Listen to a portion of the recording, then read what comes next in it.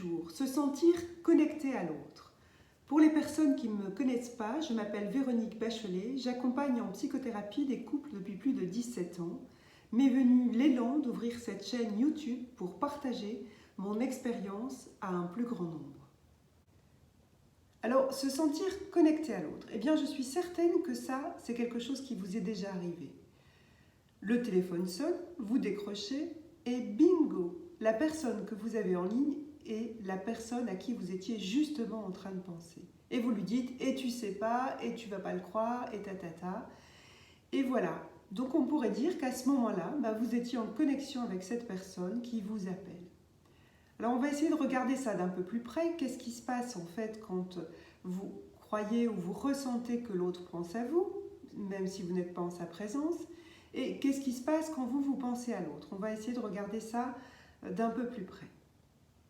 Eh bien tout d'abord, nous sommes tous reliés les uns aux autres par le jeu de la conscience universelle, et quelque part on pourrait dire qu'il n'y a pas d'autre.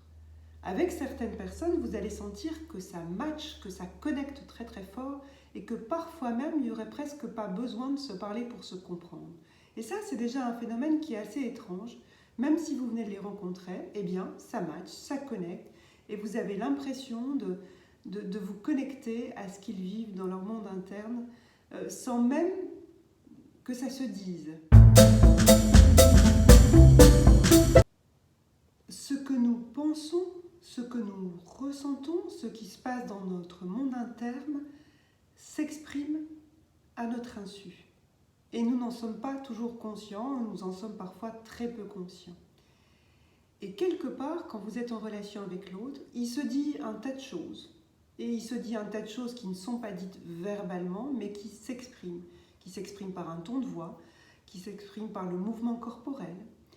Et d'une certaine manière, j'y reviendrai parce que je ferai un jour une vidéo sur le sujet des neurones miroirs, parce que c'est vraiment un sujet très intéressant et passionnant.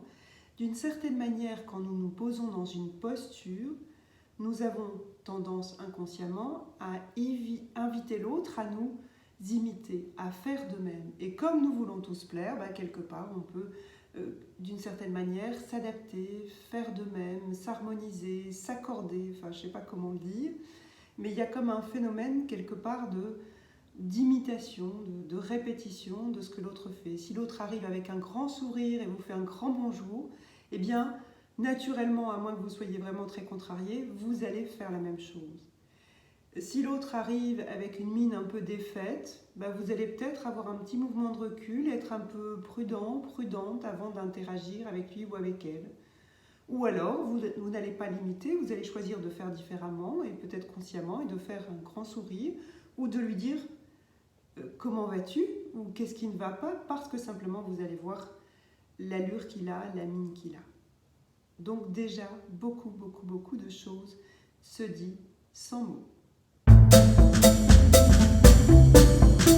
Et à force de connaître les gens, ou avec certaines personnes avec qui la connexion est très rapide, très vite, eh bien finalement, on s'aperçoit avec certaines personnes qu'on n'a même pas besoin de se parler et qu'on est en train de penser la même chose, ou qu'on sait ce que l'autre pense, qu'on sait ce qui se passe à l'intérieur de lui, et il suffit d'un regard, il suffit d'un sourire, il suffit comme d'une espèce de sorte de connexion qui est impalpable, et on sait à l'évidence qu'à ce moment-là, on est en train de penser exactement la même chose.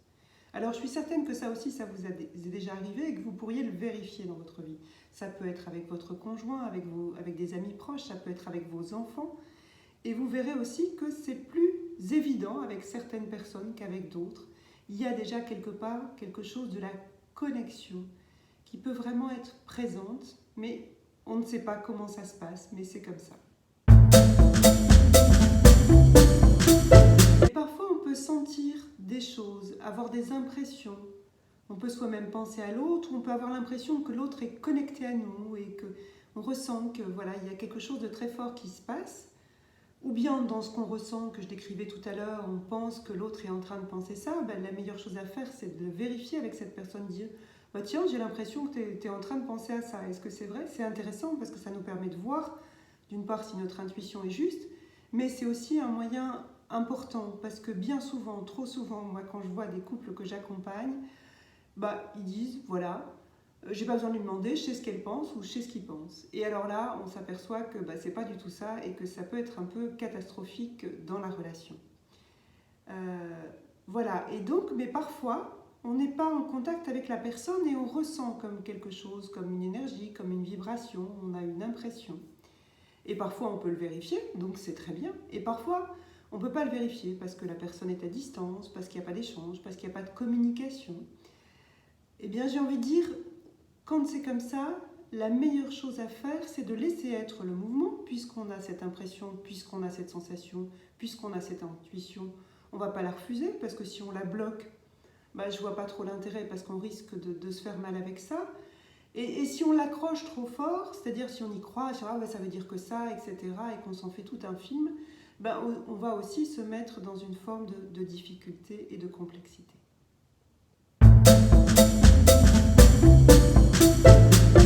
Alors si cette vidéo vous a plu, je vous invite à la revisionner peut-être.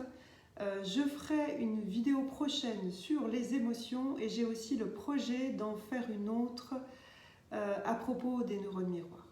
Voilà, donc vous pouvez me suivre sur Équanime Véronique Bachelet sur Instagram et aussi sur ma page Facebook. Je vous dis à très bientôt.